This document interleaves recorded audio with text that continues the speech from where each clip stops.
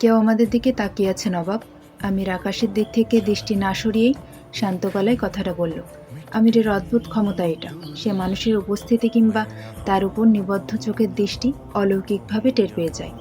নবাব বিভ্রান্ত হয়ে আশেপাশে তাকাতেই আমির নিচু স্বরে যোগ করল, সারেং ঘরের দিকে।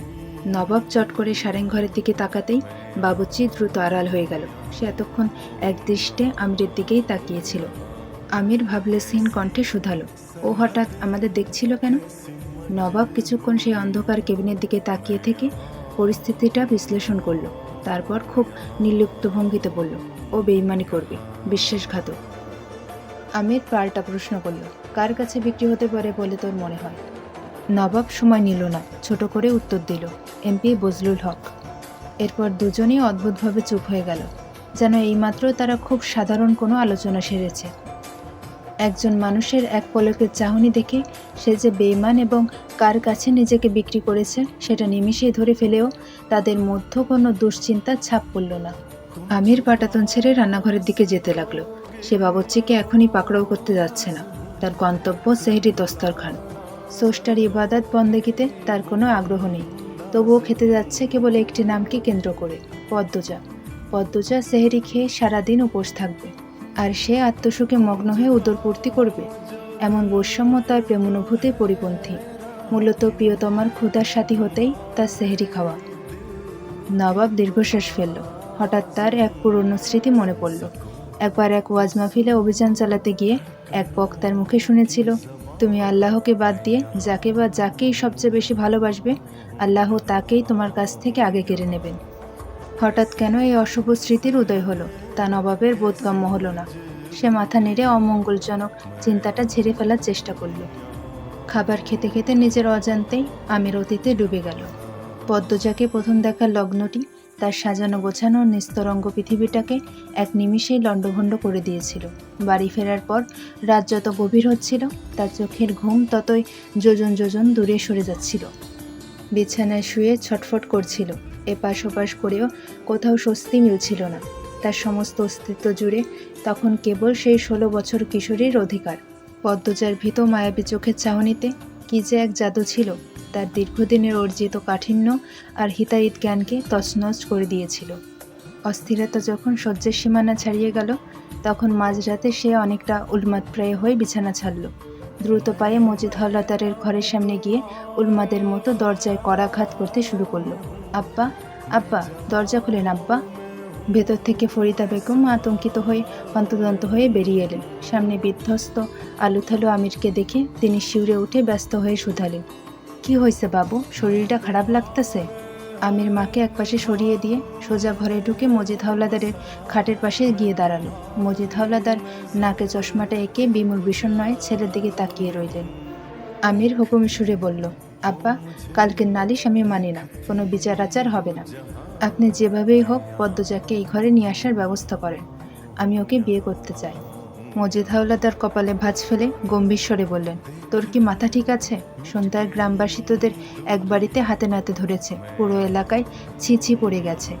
আমি এই ইউনিয়নের চেয়ারম্যান, অথচ কলঙ্কটা খোদ আমার নিজের ঘরেই এসে পড়েছে। তুই এই অবস্থায় বিয়ে করতে যাচ্ছিস? আমির উন্মাদের মতো বলে চলল, ঠিক শুনেছেন, লোকে যারে নিয়ে অপবাদ দিচ্ছে সেই কলঙ্কিনীকেই আমি সসম্মানে এই ঘরে বউ করে তুলব। আপনি ব্যবস্থা করেন।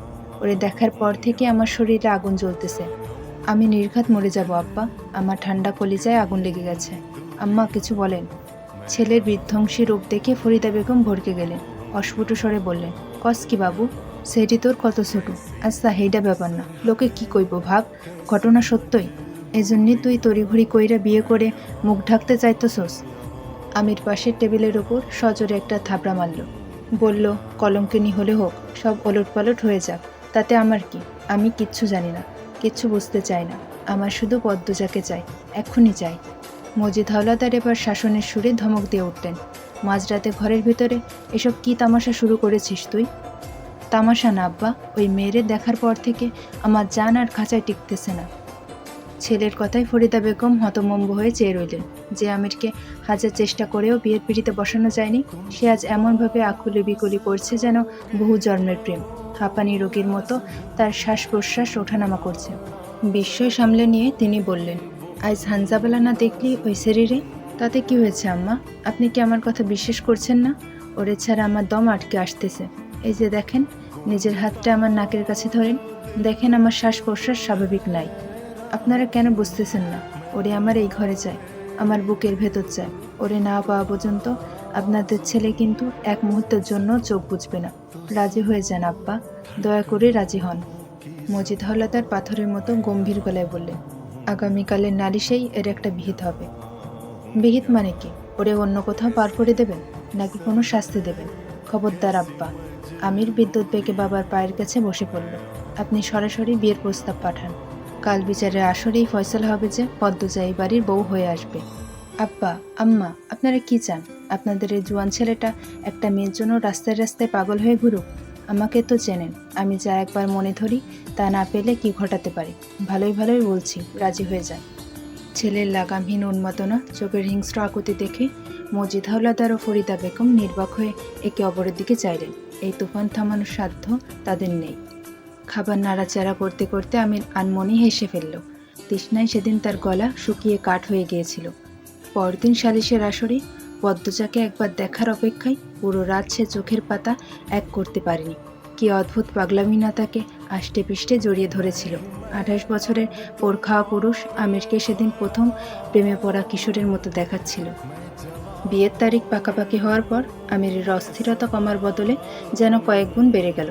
বাড়ির বিশ্বস্ত কাজের লোক মগাকে বগল দাবা করে সে দিন রাত মোড়ল বাড়ির আশেপাশে টহল দিতে লাগলো।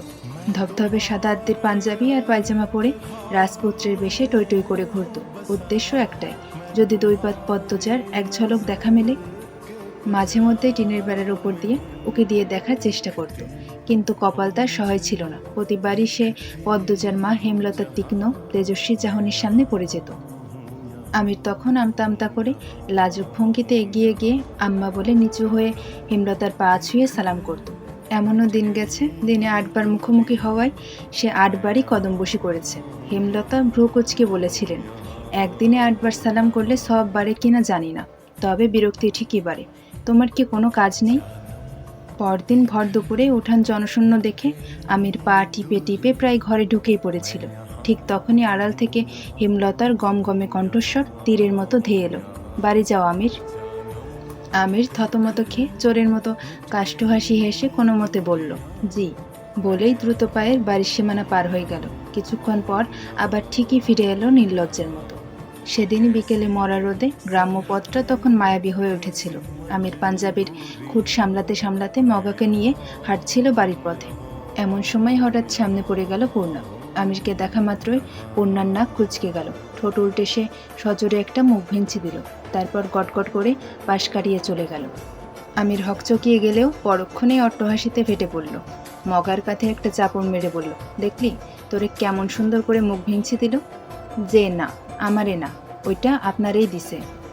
এক নিমিষে আমিরের ঠোঁটের কোণ থেকে হাসিটা কোপরের মতো উবে গেল। বিস্ময়ে ভ্রু কুঁচকে পিছন ফিরে তাকালো।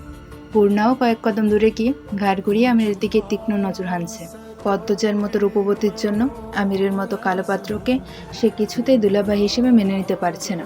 আমিরের চাহনি চোখে পড়তেই পূর্ণা পুনরায় জিহ্বা বের করে আরও একবার বিকটভাবে মুখ ভেঙচি দিয়ে তার অসন্তুষ্ট জানান দিল।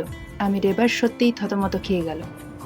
আত্মবিশ্বাসে খানিকটা টান পড়ায় সে বিড়বিড় করে বলল, আমাকে কি ওর পছন্দ হয়নি? মগা নির্বিকার ভঙ্গিতে উত্তর দিল, যে না। কেন? আমার কি সমস্যা? বলতে বলতে আমির বেশ অস্থির হয়ে নিজের অবাধ্য চুলগুলো হাত দিয়ে ঠিকঠাক করার চেষ্টা করলো। মগা খানিক ভেবে বলল, হেও কালা, আপনিও কালা, কালায় কালায় আমাবস্যা, এইটাই সমস্যা। দ্বিতীয় রাত। দিগন্ত বিস্তৃত কালো জলের বুক চিরে দুটো বিশাল জাহাজ তীব্র বেগে ছুটে চলেছে। উপরে খোলামেলা পাটাতনের বাতাসের ঝাপটা এসে লাগছে শরীরে। সেখানে একপাশে টিমটিমে আলোর নিচে রাতের খাবার নিয়ে বসেছে আমির আর নবাব। নবাব বলল, মঞ্জু বাবুচ্চির ব্যাপারে কি সিদ্ধান্ত নিলেন? আমির ধীরে স্থিরে জবাব দিল, বেইমানটাকে এত সহজে মারব না, দেখি ও কত দূর যায়। নবাব নিরুত্তর ভঙ্গিতে খেয়ে যাচ্ছিল। আমির আচমকা তার দিকে তাকিয়ে যোগ করল, ওর শেষটা তুই করবি, কিন্তু এখন নয়, সময় এলে আমি বলবো। নবাব মৌন সম্মতি জানিয়ে মাথা নাড়ালো। বেইমানি শব্দটার প্রতি তার আজন্ম ঘৃণা। কিছুক্ষণ পর আমি নিস্তব্ধতা ভেঙে বলল, তোকে বিদেশে পাঠানোর ব্যবস্থা করছি। বিস্ময়ে নবাবের হাতের গ্লাস থমকে গেল। আমির এক লোকমা ভাত মুখে পুরে বলতে লাগলো, আমার একটা প্রতিশোধ বাকি নবাব, কিন্তু শত্রু যে জায়গায় আছে আমি চাইলেই হুট করে তার ত্রুটি চেপে ধরতে পারবো না। তাকে হারাতে হলে আগে আমাকে তার সমান হতে হবে, বা তার চেয়েও বড়। সেই জায়গায় পৌঁছাতে 10-20 বছর লাগলেও আমি ধৈর্য ধরে যাব। প্রতিশোধের কারণ বা শত্রুকে সেসব কিছুই না জানে নবাব ভাত ঝোলে মাখাতে মাখাতে নিচু স্বরে বলল, আপনি যেখানে পৌঁছাতে চান আমরা সেখানেই পৌঁছাবো। আপনি যেখানে যেতে বলবেন সেখানেই যাব। তোকে বিদেশ না, যুদ্ধের ময়দানে পাঠাচ্ছি। এই বছরই ব্যাংকক চলে যাবি। ওখান থেকে পুরো বিশ্বে আমার হাত হবে, আমার শক্তি হবে। ব্যাংককের আন্ডারগ্রাউন্ড তোকে দখল করতে হবে। আপনার মেয়ের রক্তের বদলা নিতে আমাদের যতদূর যেতে হবে যাব। আমির মনে মনে কিছুটা চমৎকৃত হলো। সে একবারও স্পষ্ট করে বলেনি কিসের প্রতিশোধ তার বুকে চেপে আছে। শুধুমাত্র তার ভেতরে তপ্ত তৃষ্ণা আর আন্তর্জাতিক পর্যায়ে লড়াই করার সংকল্প দেখেই নবাব সত্যটি আঁচ করে ফেলল। বিস্ময়টুকু সে নিজের অভিব্যক্তিতে প্রকাশ পেতে দিল না, চুপ হয়ে গেল। নবাব সাধারণ কথা বলছে এমনভাবে মাছের কাঁটা ছাড়াতে ছাড়াতে বলল, আপনি থাকলে আপনার ছায়া হয়ে লড়ব, আপনি না থাকলে আপনার প্রতিশোধ হয়ে জ্বলব। আপনার মেয়ের খুনিকে নরক পর্যন্ত ধাওয়া করার কসম খেলাম। আমিরের ঠোঁটে হাসি ফুটে উঠল। সে হাসিতে মায়ের রেশ মাত্র নেই। সে জানে এই বয়সী ছেলেদের রক্ত টকবক করে ফোটে। নেতার প্রতি এদের থাকে অন্ধ আবেগ। আমিরের কাছে হিসাবটা খুব সহজ। নবাব যদি কখনো বেইমানি করে তবে কুকুর বিড়ালের মতো তাকেও শেষ করে দিতে তার হাত তিলমাত্র কাঁপবে না। তবুও নবাবের অনুগত্য আমিরকে মুগ্ধ করে। সে নবাবকে ঠিক ভালোবাসে না সত্য, তবে তাকে ভীষণ পছন্দ করে।